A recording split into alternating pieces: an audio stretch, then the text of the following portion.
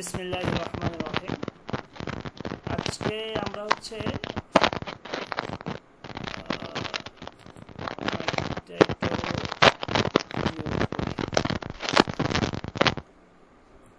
ওকে, আজকে আমাদের হচ্ছে আযয়ে বাদান। আযয়ে বাদান, আয মানে হচ্ছে অঙ্গ প্রত্যঙ্গ। আয আয মানে হচ্ছে অঙ্গ প্রত্যঙ্গ, ঠিক আছে, শরীরের অংশ। আর বাদান মানে হচ্ছে শরীর, বাদান মানে হচ্ছে শরীর। তো আযায়ে বাদান মানে হচ্ছে শরীরের অঙ্গ প্রত্যঙ্গ, শরীরের অঙ্গ প্রত্যঙ্গ। এগুলো নিয়ে আজকে আমরা পড়ব যে শরীরের কোন অংশটাকে ফার্সিতে কি বলে, ঠিক আছে। তো আযায়ে বাদান শরীরের অঙ্গ প্রত্যঙ্গ। প্রথমে হচ্ছে গার্দান।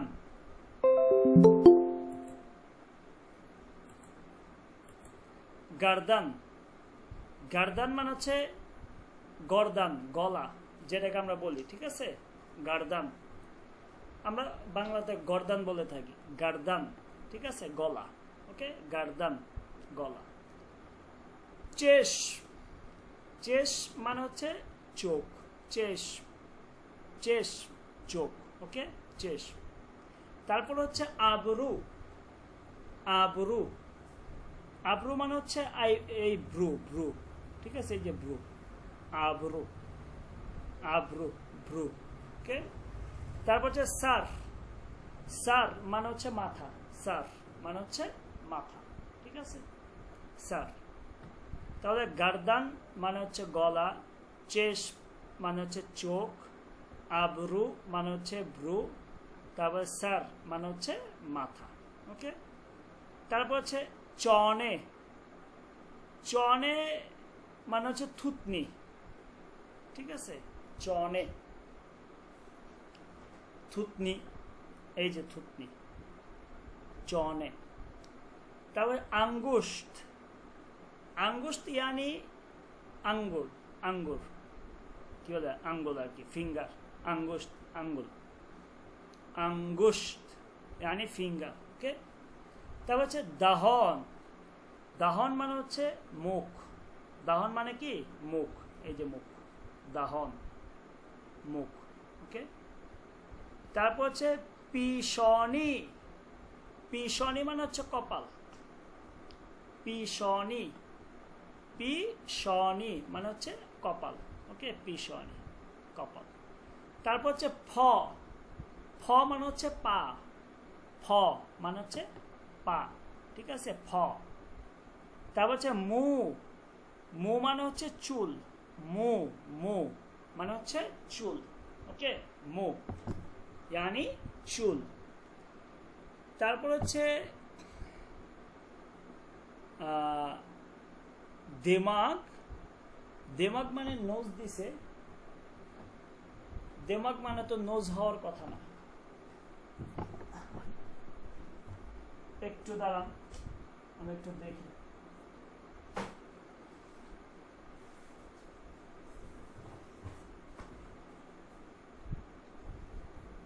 দেমাগ মানে এখানে নোজ দিছে, কিন্তু দেমাগ মানে তো নোজ হওয়ার কথা না। এরকম দিল কেন এটা?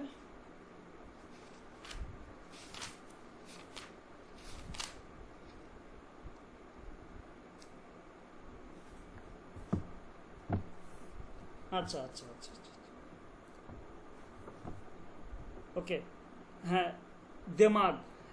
দেমাগ মানে হচ্ছে এখানে নোজ দিছে, নাক। আচ্ছা, দেমাগের অনেকগুলো অর্থ হয়। একটা হচ্ছে মগজ হয়, একটা হচ্ছে আপনার মস্তিষ্ক, মগজ, মস্তিষ্ক, দেমাগ। আবার দেমাগের আরেকটা অর্থ নাকও হয়, নাক, ঠিক আছে, নাক, দেমাগ, নাক। আবার উস্তাদ, মানে নাক মানে যে দেমাগ, এটা কি মানে প্রচলিত না প্রচলিত অন্য শব্দ আছে? না, এটা প্রচলিত না। আমি আজকেই এই যে এখনই জানলাম দেমাগ মানে নাক, ঠিক আছে। তাহলে উস্তাদ প্রচলিতটা যদি আমাদের একবার বলে দিতেন। প্রচলিতটা আমি দেখাচ্ছি। প্রচলিতটা হচ্ছে বিনি, বিনি,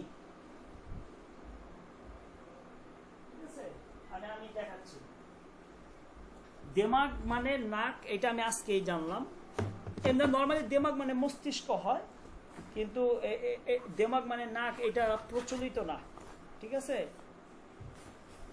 আমাদের শিক্ষকরা কখনো দেমাগ মানে নাক বলেনি। এখন আমি ডিকশনারিতে দেখলাম যে দেমাগ মানে হচ্ছে এখানে আপনার মস্তিষ্ক দেখাচ্ছে, মাথা, মগজ, পাশাপাশি নাকের অর্থ দিচ্ছে, কিন্তু প্রচলিত অর্থ যেটা সেটা হচ্ছে আপনার বিনি। আমি দেখাচ্ছি, বোর্ডটা আজকে আমি করি নাই।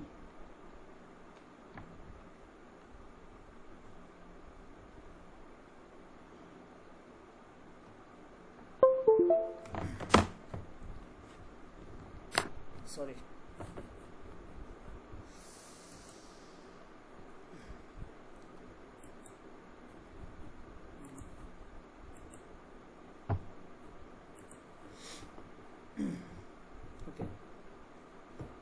আমি আপনাদেরকে দেখাচ্ছি, ঠিক আছে? ক্লিয়ার হয়েছে? জি উস্তাদ জি। ওকে, তারপরে দেখেন এইখানে একটা হচ্ছে বেফার মঈদ, এই উচ্চারণটা আমি লিখে দিই আপনাদেরকে, ভালো হবে। এইটা একটা মাজদার, ঠিক আছে? এটা মাজদার থেকে আমরের সিগা হইছে, আমরের সিগা। ওকে, বেফর মঈদ, ঠিক আছে? বেফর মঈদ, এই বেফর মঈদের অনেক অর্থ। বেফর মঈদের কি একটা হচ্ছে আপনার ওই যে কি বলে, মানে হজবরল অর্থ, মানে অনেকগুলো অর্থ দেয় এই বেফর মঈদ। এইটাই যে আপনারা যারা আরবি ভালো পারেন তারা জানেন, এটা তাফাদ্দল অনেকটা। যেমন বেফর মঈদ আসো, বেফর মঈদ যাও, বেফর মঈদ খাও, বেফর মঈদ লও। এটা যে অনেকটা তাফাদ্দল, যেভাবে আমরা বলি না, তাফাদ্দলের অনেক ধরনের অর্থ দেয়। এই বেফর মঈদটা মানে এই ধরনের, যেমন একজন স্টুডেন্ট, এটা অর্থ মানে ঠিক আছে এরকম অর্থ নেওয়া যাবে শুধু? কোন রকম? যেমন কেউ আসতে যাচ্ছে, আসো, তাফাদ্দল মানে অনুমতি প্রদান করা, মানে হাতে বলা অথবা নাতে বলা। আচ্ছা আপনি এগিয়ে যান। দেখেন বেফর মঈদের কতগুলো অর্থ হয়। আসুন, বসুন, খান, দেখুন, চলুন ইত্যাদি, এই ধরনের অর্থ দেয় বেফর মঈদ, ঠিক আছে? এইটা একটা আমরের সিগা, অর্থাৎ একজন ছাত্র ক্লাসে আসবে, আপনার কাছে অনুমতি চাইলো, আপনি বললেন বেফর মঈদ। অথবা একজন ছাত্র ক্লাস থেকে চলে যাবে, যে স্যার আমি অসুস্থ, আপনার আমাকে ছুটি দেন, আপনি বললেন কি বেফর মঈদ, ঠিক আছে চলে যাও। একটা লোক আসলো মেহমান, আপনি খাইতেছেন, আপনি তাকে বললেন কি ইশারা দিয়া বেফর মঈদ, মানে কি খেতে বসো, ঠিক আছে? আবার একটা কলম আপনি কাউকে দিতে চাচ্ছেন, আমি বলবো যে ধরেন, তখন আপনি বলবেন কি বেফর মঈদ, মানে ধরো। এই ধরনের অর্থ দেয়, বুঝতে পারছেন? বেফর মঈদ, ঠিক আছে? এটা ফারমুদান মাজদার থেকে, এটার মূল মাজদার একটা মনে হয় আরবি তাফাদ্দলের মতো। হ্যাঁ, তাফাদ্দলের মতো, ফারমুদান, ঠিক আছে? ফারমুদান থেকে হচ্ছে বেফর মঈদ, আমরের সিগা। ওকে উস্তাদ, আমরা এসব মানে মানে ইয়ে থেকে, মূল শব্দ থেকে শব্দ বের করা, এটা কবে কোন ক্লাস নাগাদ শিখতে পারবো? এগুলো আর কিছুদিন পরে। এটা কি উস্তাদ আরবির মতো এত কঠিন হবে, না ফার্সিটা তার আলাদা গ্রামার আছে বা এরকম? একদম সহজ, একদম ইজি। ফার্সিতে তেমন কোনো গ্রামার নাই, বুঝতে পারছেন? খালি আপনি ফেলগুলো পড়বেন, ফেলগুলো ধরতে পারলেই হবে, আর তেমন কোনো কিছু নাই, ঠিক আছে?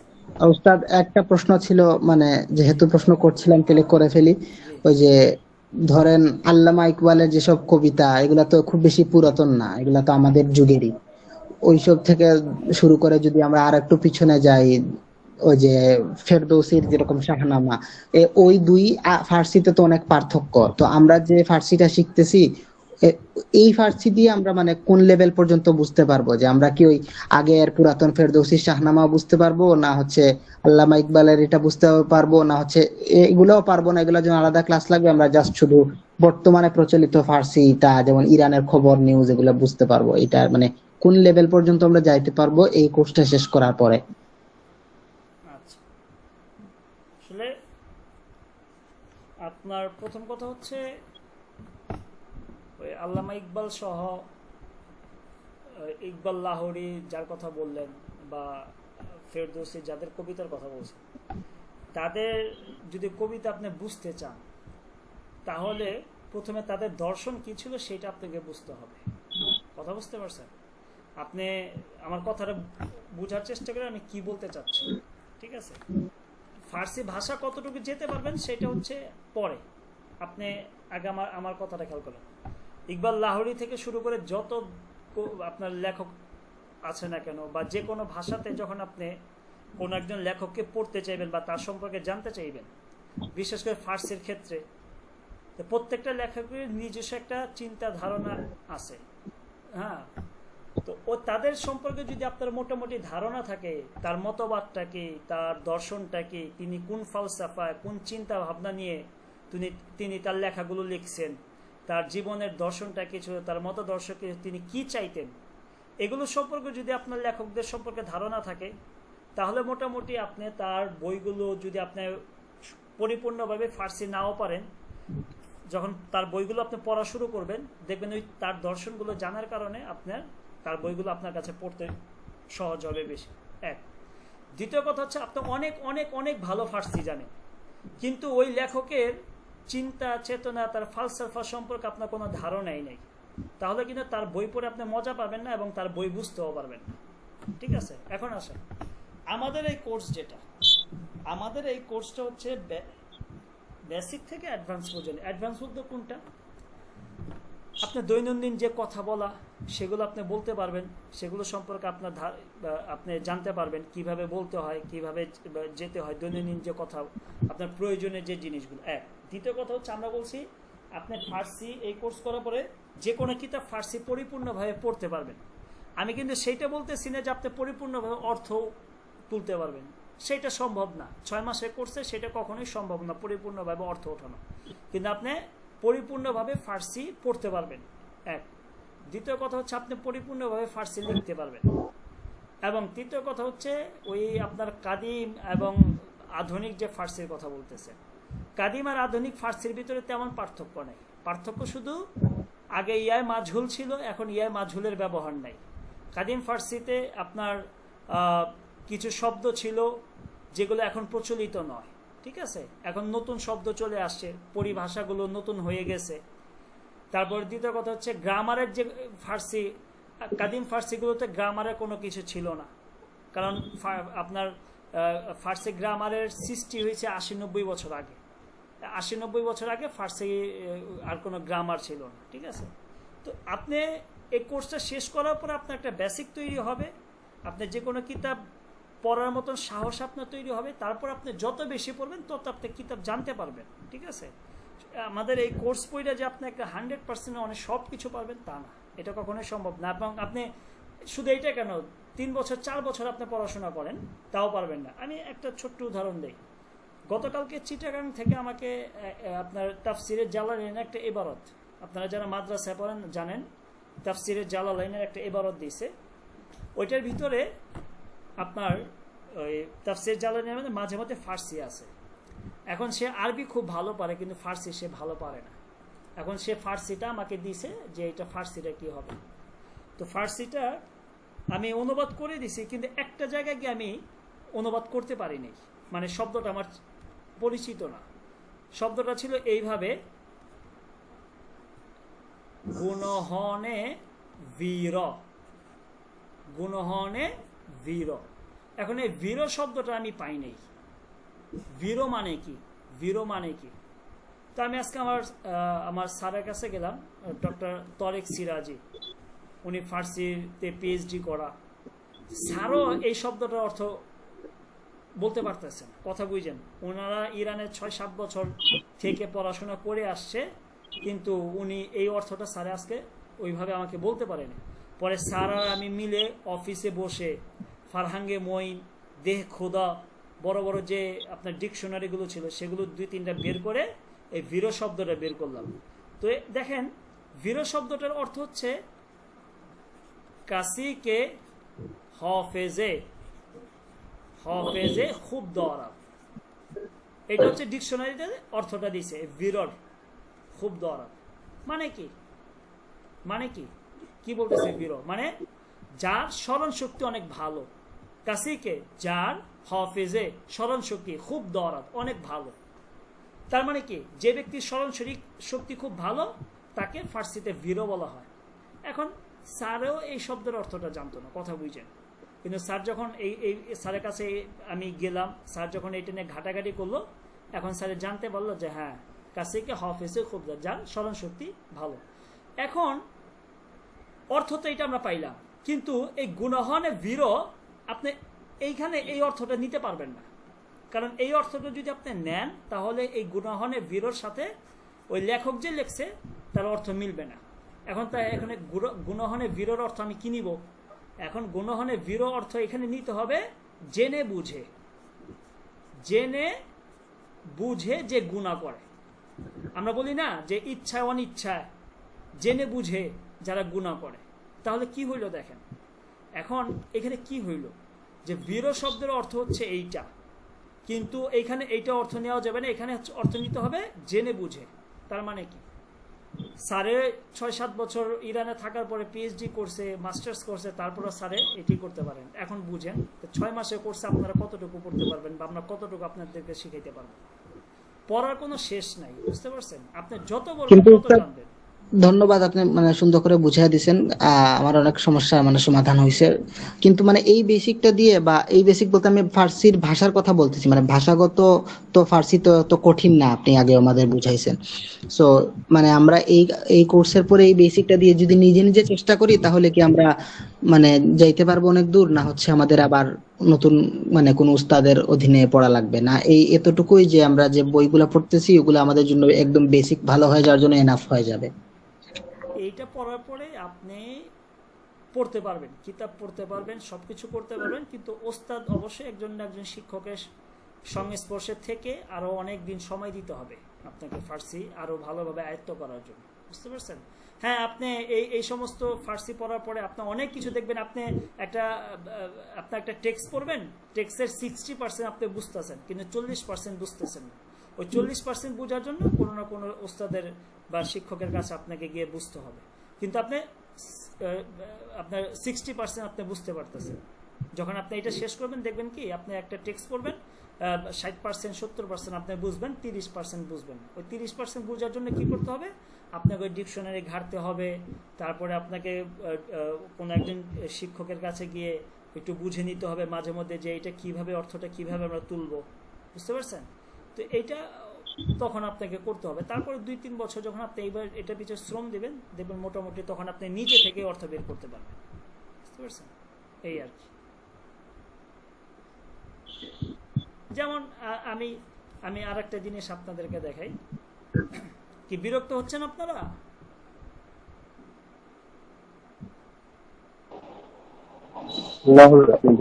আচ্ছা দেখেন, ওই কিতাবের মধ্যে আর একটা শব্দ ছিল যে আজ, এটা পড়া যায়, আজ আজান ফারাগাতি। খেয়াল করেন, ওই যে আপনি যেটা বলছেন তার উত্তরটা আমি দিচ্ছি। আজ আজান ফারাগাতি রুয়ে নামুদ, ঠিক আছে? এরকম একটা এবারত আছে ওই যে আমি এই বইটার মধ্যে। তার মানে কি দেখেন, আজ মানে থেকে, আজান মানে হচ্ছে আজান, ফারাগাতি মানে হচ্ছে বিচ্ছিন্ন। ফারাগাতি মানে কি? বিচ্ছিন্ন, ঠিক আছে? বিচ্ছিন্ন, ওকে। রু মানে হচ্ছে চেহারা, রু মানে কি? চেহারা। নামদ মানে হচ্ছে করা, নামদ মানে কি? করা। এখন খেয়াল করেন যে আজ আজান ফারাগাতি রুয়ে নামদ, তাহলে এখানে কি বোঝাচ্ছে? যে আজান থেকে এখানে বুঝতে আজান ফারাগাতি। থেকে মুখ ফিরিয়ে নেওয়া। হ্যাঁ, আজান ফারাগাতি রুয়ে নামুদ। রু মানে হচ্ছে চেহারা, চেহারাটা করলেন ফারাগাতি বিচ্ছিন্ন, ফারাগাতি রুয়ে নামুদ, চেহারাটা কি করলেন বিচ্ছিন্ন করলেন আজান, আজান থেকে। চেহারাকে আজান থেকে বিচ্ছিন্ন করা যায়? তার মানে কি? তার মানে বোঝাচ্ছে যে তিনি আজান শেষ করলেন, তার আজান কি করলেন তিনি শেষ করলেন। তিনি তো এখানে এইটা এইভাবে বলতে পারতেন, হ্যাঁ, যে উ আজান, আজান তামাম কার্ড, ঠিক আছে, তামাম কার্ড, একদম সহজ ফার্সিতে বলতে পারতেন যে তিনি আজান তামাম কার্ড সম্পূর্ণ করলেন। কিন্তু তিনি এটা না বলে কি বললেন, আজান ফারাগাতি রুই নামুদ, তিনি আজান থেকে তার চেহারা বিচ্ছিন্ন করলেন। তা আজান থেকে চেহারা বিচ্ছিন্ন করা যায়? তার মানে কি আজান থেকে আজান শেষ করলেন। এখন এই যে জিনিসটা, এই যে জিনিসটা, এই অর্থটা আমি কিভাবে পারলাম, আমি কিভাবে অর্থটা মিলাইতে পারলাম? কারণ এইটার পিছনে আমি দীর্ঘদিন সময় দিয়েছি, দেওয়ার পরে আমি যখন এখন ফার্সি পড়ি আমি কিন্তু মূল ভাবটা বুঝা যায় যে হ্যাঁ এখানে কি বুঝাইতে চাইতেছে। এটা কিন্তু আমার 6 মাসে হয়নি, দীর্ঘদিন 3 বছর 4 বছর সময় দেওয়ার পর অল্প অল্প করে পড়তে পড়তে পড়তে পড়তে পড়তে পড়তে এখন আমি এগুলো বুঝি। এখন আমার ওস্তাদের কাছে যাইতে হয় না, এখন আমার ওস্তাদের কাছে যাইতে হয় না। কিন্তু আপনাকে যদি আমি এইটা দেই, আপনি তো এটা কি রে, এটা কি বললো, আজান থেকে চেহারা বিচ্ছিন্ন করলো, রুয়ের অর্থই আপনি বের করতে পারবেন না, ঠিক আছে। ব্যাপারগুলো হচ্ছে এইরকম, আপনি এই যে 6 মাস পড়ার পর আপনি এইটা বুঝবেন, এই টাইপের ফার্সি বুঝবেন, বুঝতে পারছেন? 6 মাস শেষ করার পর আপনি এই সহজ ফার্সি বুঝবেন, কিন্তু এইটা বুঝতে আপনার আরো সময় দিতে হবে। এই টাইপের অর্থ কিন্তু সেমই, অর্থ এই দুইটা কিন্তু সেমই, কিন্তু এই টাইপের ফার্সি আপনি 6 মাস পড়ার পরে এই টাইপের ফার্সি বুঝবেন। কিন্তু এই ফার্সিটা বুঝতে হইলে আপনাকে আরো কিছুদিন সময় দিতে হবে, বুঝতে পারছেন?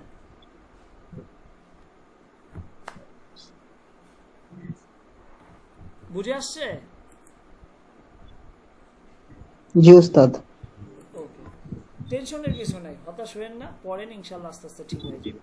ওকে, তারপর দেখেন বেফর ময়েদ, এটা বললাম, এটা জগা খিচুড়ি একটা অর্থ দিবে, আসো বসো খাও নাও যাও ইত্যাদি এই ধরনের অর্থ দিবে। ওকে, গিরিফতান, দেখেন এটা একটা মাছদার, গিরিফতান মানে হচ্ছে ধরা, ধরা বা নেওয়া, ঠিক আছে, গিরিফতান, গিরিফতান।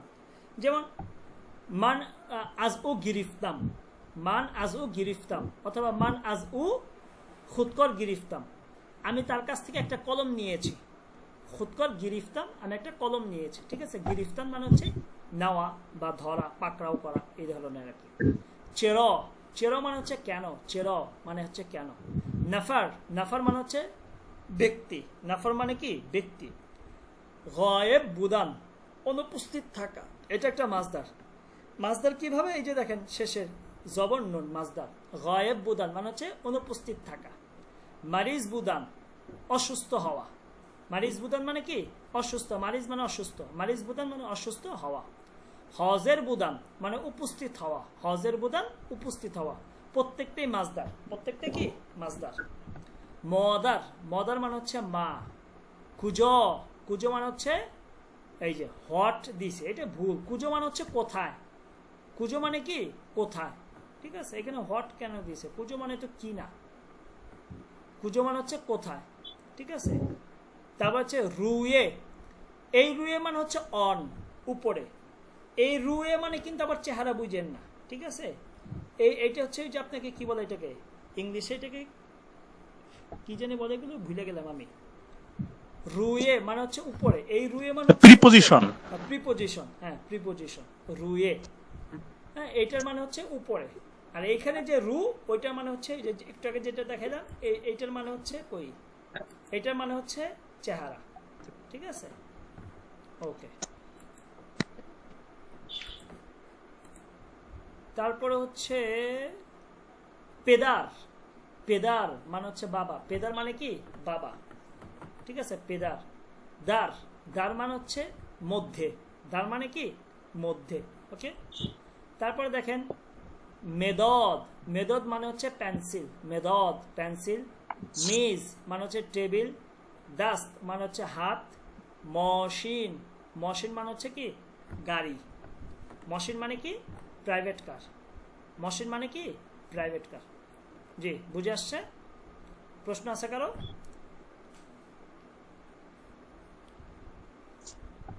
প্রশ্ন আছে কারো? কোন প্রশ্ন আছে আপনাদের? না হুজুর, প্রশ্ন নেই। ওকে, এখানে আরো কিছু শব্দ অর্থ আছে, চলেন আমরা দেখি। খনে ওয়াদে, খনে ওয়াদে মানে হচ্ছে পরিবার, ফ্যামিলি। খনে খনে ওয়াদে মানে হচ্ছে পরিবার বা ফ্যামিলি। ওকে, দেখেন পেদারে বুজুর্গ, পেদারে এ রের নিচে জের হবে, পেদারে বুজুর্গ মানে হচ্ছে দাদা বা নানা, দাদা নানা দুইটাই হয়। পেদার মানে হচ্ছে বাবা, বুজুর্গ মানে হচ্ছে বড়। তো পেদারে বুজুর্গ মানে হচ্ছে শাব্দিক অর্থ বড় বাবা মানে হচ্ছে কি দাদা বা নানা, দাদা বা নানা, পেদারে বুজুর্গ। পেদার মানে হচ্ছে বাবা, বারদার, বারদার মানে হচ্ছে ভাই। আমু, আমু মানে হচ্ছে চাচা, আমু মানে কি চাচা।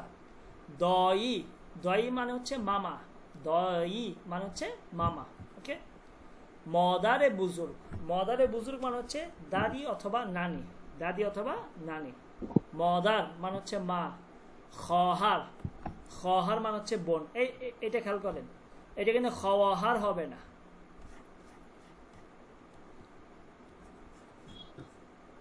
খহার, এটা হবে কি উচ্চারণটা দেখেন, খহার, খহার হবে, ঠিক আছে?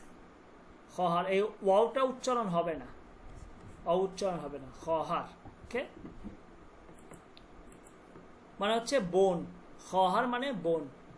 আম্মে, আম্মে মানে হচ্ছে আপনার চাচি বা ফুফি, চাচি বা ফুফি, ঠিক আছে? আম্মে। খলে, খলে মানে হচ্ছে আপনার মামি, খলে মানে কি মামি, ঠিক আছে? খলে মানে হচ্ছে মামি। ওকে, জি প্রশ্ন আছে? কোন প্রশ্ন আছে?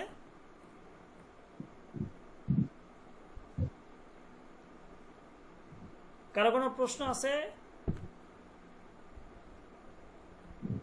হুজুর এখানে খলে মানে কি মামি, আর তাহলে খালা কি হবে?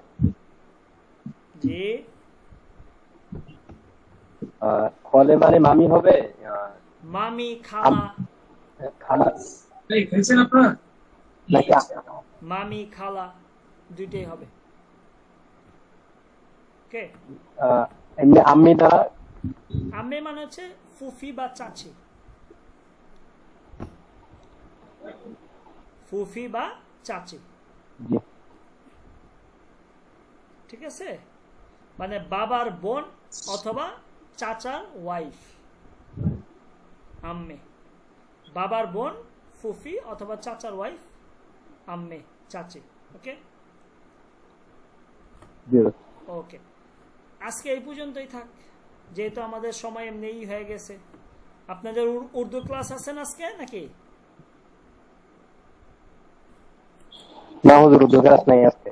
ও আচ্ছা আচ্ছা, তেলে পড়াই, তেলে পড়াই। ওকে, তাহলে দেখেন এখানে দেখেন, এখন একটা গুফতেগু দেখবো আমরা মারিয়াম এবং মাহশিদ, মারিয়াম এবং মাহশিদের মধ্যে। দেখেন বলতেছে চান্ত খহার ও বারদার দরি, চান্ত খহার ও বারদার দরি। ওকে, বলতেছে চান্ত মানে কয়টা, চান্ত মানে হচ্ছে কি কয়টা, চান্ত কয়টা বা কয়জন, খহার বোন, যে কয়জন বোন, ও বারদার এবং কয়জন ভাই। চান্ত খহার ও বারদার, কয়জন ভাই এবং কয়জন বোন। দরি তোমার আছে, দরি মানে কি তোমার আছে। এখানে একটা ভেঙ্গে দেই, তারপর আপনাদের সুবিধা হবে। দেখেন একটা মাছদার, 10 টান, 10 টান, এটা একটা মাছদার, ঠিক আছে? 10 টান মানে কি? মানে হচ্ছে কোনো কিছু মালিকানায় থাকা, মালিকানায়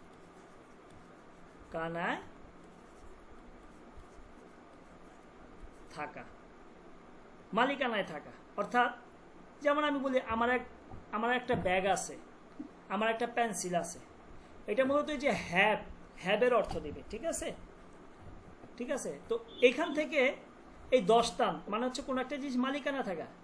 এখান থেকে এই 10 টানের খেয়াল করবেন, এই 10 টানের বনু মুজারে, 10 টানের কি বনু মুজারে, এগুলো ভেঙে দিব পরে আমি। বনু মুজারে 10 টানের বনু মুজারে হচ্ছে দর, 10 টানের বনু মুজারে কি দর। ঠিক আছে, 10 টানের বনু মুজারে হচ্ছে দর। এই দরটা খেয়াল করে এখন আসেন এইখানে খেয়াল করেন, এই যে এখানে আছে এই যে দর। ঠিক আছে, এই যে দর পাইছেন। এখন এই দরের সাথে আপনার যথাক্রমে ওই যে আপনার মিম, ইয়া দাল, ইয়া মিম, ইয়া দাল, নুন দাল, এগুলো যোগ করবেন। এই যে দেখেন সিম্পল প্রেজেন্ট। ঠিক আছে, দর টু হ্যাভের অর্থ দেবে। যেমন দেখেন এই দরের সাথে আপনি মিম যোগ করেন, দরাম মানে কি আই হ্যাভ, আমার আছে। দরের সাথে আপনি ইয়া যোগ করেন, দরি, ইউ হ্যাভ, তোমার আছে। দরের সাথে আপনি দাল যোগ করেন, দরাদ, শি বা হি হ্যাজ, তার আছে।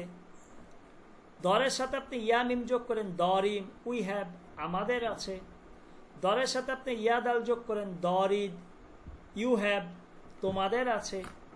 দরের সাথে আপনি নুন দাল যোগ করেন, দরান্দ, দে হ্যাভ, তাদের আছে। কি আছে? তাদের আছে। বুঝতে পারছেন জিনিসটা কি ক্লিয়ার হয়েছে? এটা আপনাদের, আপনার যদি ফার্সিতে বলেন যে আমার একটা কলম আছে, তাহলে কি বলবেন? মান খুদকর দরাম। আপনি যদি বলেন আমার বই আছে, কি আছে? বই আছে, বই, বই, আমার বই আছে। কি আছে? মান কিতাব দরম। এখন আপনি কি বলবেন? এটা দেখেন, মান কিতাব দরম। মান মানে হচ্ছে আমার, কেতব মানে হচ্ছে বই, আছে যেহেতু মান আছে তাহলে আছে মানে হচ্ছে দর, আছে মানে কি দর, যেহেতু মান আছে তাহলে এখানে মিম যোগ করব, দরাম। তো মান কিতাব দরাম, আমার বই আছে। মান কিতাব দরাম, আমার বই আছে। ব্যাপারটা ক্লিয়ার হয়ে গেছে আপনাদের? জি হুজুর, ওকে ক্লিয়ার। ওকে, এখন দেখেন বলতেছে যে চান্ত খহার ও বারাদার দরি, দরি যেহেতু ইয়া আছে তাহলে ইউ হবে। যে তোমার কয়জন ভাই বোন আছে, এই যে how many sisters and brothers do you have, তোমার কয়জন ভাই বোন আছে। মাহশিদ বলতেছে দো তো দুইজন, খহার দুইজন বোন, ও ইয়ে মানে হচ্ছে একজন, বারদার। তো দো তো খহার ও ইয়ে বারদার, দুইজন বোন এবং একজন ভাই। দরাম আমার আছে। মাহশিদ বলতেছে দো তো খহার ও ইয়ে বারদার দরাম, আমার দুইজন ভাই এবং দুইজন বোন এবং একজন ভাই আছে। মারিয়াম বলতেছে উনো, উনো ইয়ানি অনহ, উনো ইয়ানি কি অনহ মানে তারা, উনো, উনো ইয়ানি অনহ, অনহ তারা। ঠিক আছে, মানে এখন কি বলতেছে যে উনো কুজো কোথায়। এই যে দেখেন কুজোর অর্থ এখানে হোয়ার দিছে, ঠিক আছে, কোথায়, কিন্তু এখানে আমরা পড়ছি কি হোয়াট পড়ছি, মানে এটা ভুল আসছে আর কি টাইপিংটা। তো উনো তারা, কুজো কোথায়, জিন্দেগি মি কুনান বসবাস করে। তো উনো কুজো জিন্দেগি মি কুনান, তারা কোথায় বসবাস করে, তারা কোথায় বসবাস করে। উনো তারা, কুজো কোথায়, জিন্দেগি মি কুনান কোথায় বসবাস করে। ঠিক আছে, মাসিদ বলতেছে উনো তারা ইরান, ইরানে, জিন্দেগি মি কুনান ইরানে বসবাস করে। উনো ইরান জিন্দেগি মি কুনান, তারা কোথায় বসবাস করে? ইরানে বসবাস করে। যে কথা এখন গুফতে গোটা কি আপনাদের ক্লিয়ার হয়েছে, বুঝে আসছে? কারো কোনো প্রশ্ন আছে? ক্লিয়ার। ওকে ওকে, এখানে একটা জিনিস খেয়াল করে, এই যে কুনান আর কুনান, এটা তো কথ্য ভাষা, কিন্তু লিখিত ভাষা কি হবে জানেন? এই যে দেখেন জিন্দেগি মি কুনান ইয়ানি মি কুনান্দ, কুনান কুনান্দ। কেন দেখেন কুনান কেন নিয়ে আসছে এটা বলেন তো? এটা জিন্দেগি মি কুনান, এটা এটা কোন কোন জমিটা ইঙ্গিত করতেছে? আমি না তারা নাকি তোমরা, কোনটা? তারা হুজুর এখানে তারা। তারা তারা কেন? এই যে দেখেন এই যে নুনদাল আসছে শেষে, ঠিক আছে? নুনদাল আসছে, জিন্দেগি মি কুনান্দা, নুনদাল আসছে। ওকে, আমরা জানি যে এই যে দরান নুনদাল, এরকম মি কুনান্দা তারা বসবাস করে। এই যে ইয়ে মানে এক, উনো মানে হচ্ছে কি অনহ, মানে তারা। জিন্দেগি মি কুনান মানে জিন্দেগি মি কুনান্দ, জিন্দেগি মি কুনান, তারা বসবাস করে। ওকে জি, কার কোনো প্রশ্ন আছে এই কথোপকথন নিয়ে? না হুজুর, প্রশ্ন নাই। ওকে, আচ্ছা আজকে আমরা এই পর্যন্তই রাখি নাকি? আমাদের এখানে শব্দ অর্থগুলো আছে, এই যে এখানে অনেকগুলো শব্দ অর্থ আজকে আমরা পড়লাম, এগুলো মুখস্থ করতে হবে। আর এই জিনিসটা আমরা জানলাম, এই যে এইটা এই কনভারসেশনটা পড়লাম, আমরা এই গ্রামারটা জানলাম, গ্রামার। ঠিক আছে, আপনি যখন বলবেন যে আমার আছে, বলতে হবে দরাম, তোমার আছে দরি, তার আছে দরাদ, তারপর দেখেন আমাদের আছে দরিম, তোমাদের আছে দরিদ, তাদের আছে দরান্দ। এই পর্যন্ত আমরা পড়লাম। ওকে, আমরা এই পর্যন্ত পড়লাম, এই পর্যন্ত। ঠিক আছে, তো ইনশাল্লাহ আমরা আগামী ক্লাসে